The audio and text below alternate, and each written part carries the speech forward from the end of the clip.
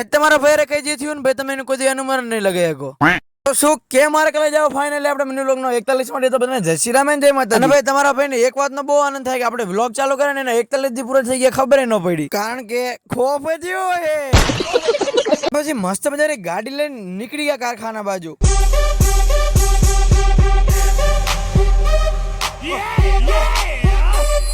પછી મસ્ત મજાના હાથ વરાના ગીત વગાડતા વગાડતા પહોંચી ગયા કારખાને. અને મસ્ત મજાના કારખાને પહોંચી ગયા. કારખાને કાકાને ભણું ભણે મળીને દાદાનું બાઇક લઈને નીકળી ગયા સુરનગર બાજુ.